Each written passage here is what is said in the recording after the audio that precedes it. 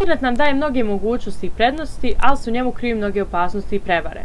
Neke od opasnosti su virusi, cyberbullying, hakeri, lažno predstavljanje i tako dalje. U svakodnevnom okruženju na različite načine pazimo na svoju sigurnost, na primjer u prometu gdje se pridržavamo prometnih pravila, tako trebamo voditi računa o sigurnosti na internetu.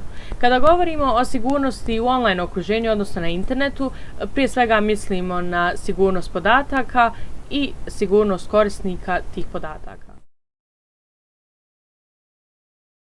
Razne društvene mreže koje služe za spajanje ljudi, novih prijateljstava često imaju svoje zamke. Osim raznih zloupotrebljavanja lozinki i korisničkih računa i osobnih podataka, često ljudi koji imaju razne profile na društvenim mrežama mogu postati meta raznih izrugivanja.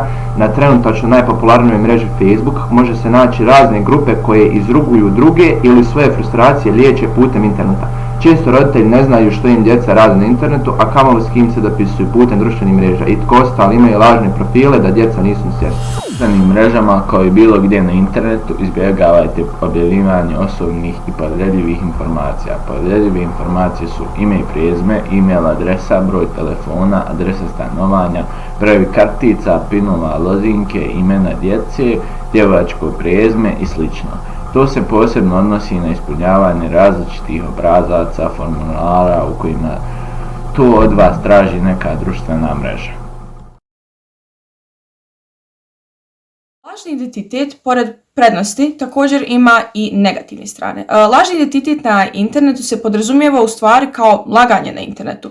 Pod samim tim laganjem na internetu mislimo da uzimamo svoje neke lične podatke i izmijenimo ih, to jest izmijenimo spol, dob i ostale osobnosti naše. Ovo može dovesti do toga da neki određeni maloljetnici zloupotrijebe u stvari ovaj sav lažni identitet na internetu. Mogu u stvari uzeti i zloupotrijebiti tako kako bi došlo do nekih određenih sadržaja, kako bi mogli da dođu do nekih stvari preko online kupovine ili kako bi u stvari mogli da dođu do nekih određenih sadržaja ili sajtova koji nisu prigodne za osobe mlađe od 18 godina. Ovo je veoma velik problem u svijetu i mislim da bi se u stvari lažni identitet trebao biti kontrolisan, to jeste da uvijek dijete bude pod nadzorom starije osobe ili staratelja, to jeste roditelja. Društvene mreže danas svi koristimo na svojim mobilnim uređajima i računaru. Društvenim se mrežama svakodnevno povezujemo s drugim ljudima, međusobno komuniciramo, razmjenjujemo informacije i podatke. Važno je shvatiti da na internetu možemo naići na različite opasnosti. Dakle, što jednom objavimo na internetu, to ostaje tu zauvijek. Zbog toga se jako važno zaštititi onoliko koliko je to moguće. Jedan od načina jeste upravo taj lažni identitet. On nam omogućava stupanje u kontakt sa ljudima bez nekog pretjeranog straha da bi oni mogli saznati nešto puno o našem životu i o nama.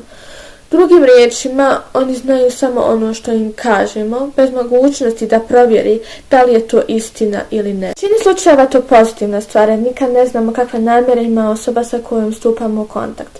Stoga je bolje neke informacije ne otkrivati ili ako je baš neophodno onda izmijeniti kako bi zaštitili najprije sebe i druge ljude u našem životu. Puno dobrih stvari u socijalnim mrežama kao što su komunikacije s prijateljima i familijom, ima jako loših, pogotovo kod mlađe djece. Kao na primjer lažno predstavljanje ljudi, to jest catfishovanje, i ima jako puno vršnjačkog nasilja, pogotovo kod mlađe djece. Još jedna stvar što se treba uraditi, to je zabraniti samo korištenje interneta mladim osobama, a do neke godine, to je do neke granice zrelosti, kao na primjer, do 13-14 godine zabraniti korištenje interneta zato što je to samo može biti štetno. To internet nije prije ni postojao i po meni se živio puno bolji život.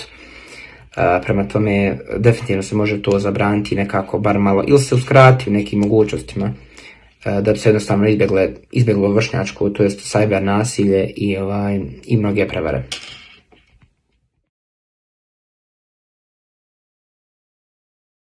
Problem koji je zastupljen u svijetu društvenih mreža jeste lokacija. Kao odličan primjer za ovo odabrala sam aplikaciju pod nazivom Snapchat koju koriste mnogobrojni ljudi širom svijeta. Dakle, djevojčica koja je imala upaljenu lokaciju na Snapchat aplikaciji je u svojim prijateljima imala jedan lažni profil iza kojeg se krio dosta stariji čovjek. On se naravno nije predstavljao niti svojim pravim imenom, niti svojim pravim godinama i on je saznao gdje ona živi i počeo da se mota oko njene kuće. Djevojčica je to primjećivala par puta kroz prozor svoje sobe i prenijela je svojim roditeljima. Nažalost, oni njoj nisu vjerovali, mislili su kako ona sve to umislila i da nešto nije u redu sa njom. Nažalost, ta djevojčica je jako brzo nakon toga silovana. Snapchat Map ili slično pruža nam mogućnost da u stvarnom vremenu otkrijete gdje se nalaze vaši prijatelji. Ova aplikacija nije zamišljena kao sredstvo špijiniranja, nego aplikacija na kojoj bi trebala zabližiti prijatelje i da bolje upoznaju svijet oko sebe.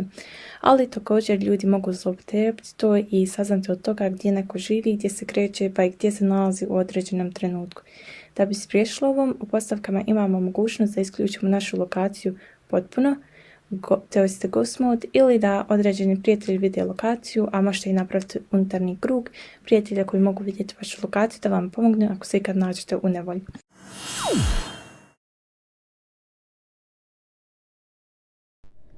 Internet nam pruža veliki broj mogućnosti. Između ostalog, danas skoro svi imamo svoj profil na društvenim mrežama na kojima postoji određeni broj opasnosti od kojih bismo se trebali znati zaštititi.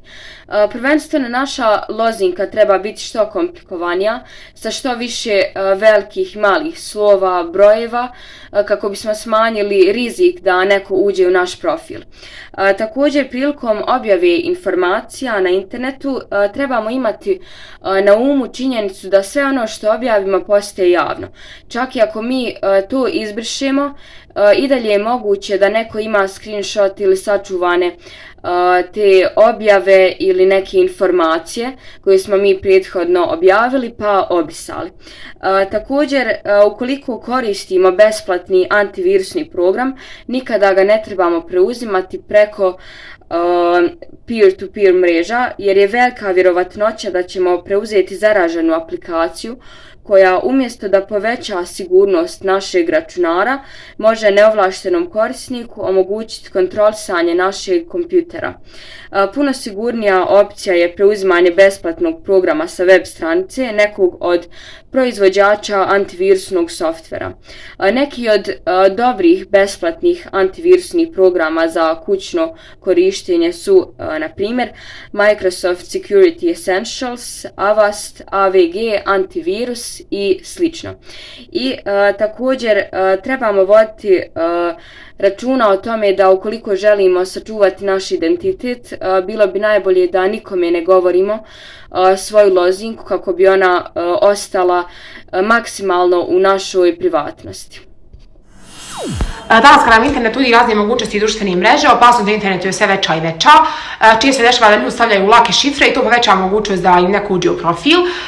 Štetni programi, to su računalni programi koji imaju glavni cilj kompromitacije računala, imaju mogućnost samostalnog širenja, najčešći način širenja su sumnjive web stranice, e-mail, prijenosne memorije, USB stikovi i tako dalje. Kompjuterski virusi, najčešći kompjuterski virus je zlonamjerni program koji svojim pokretanjem može zaraziti kompjuter na način da se bez znanja korisnika kompjutera kopira u programe i datoteke na kompjuteru. Tim postupkom virus postaje dio zaraženog zdravog programa ili datoteke i prilikom pokretanja tog programa virus se aktivira. Virus se širi s jednog kompjutera na drugi preko zlonamjernog programskog koda putem interneta, u e-mail porukama ili putem medija, na primjer USB, CD, DVD i tako dalje.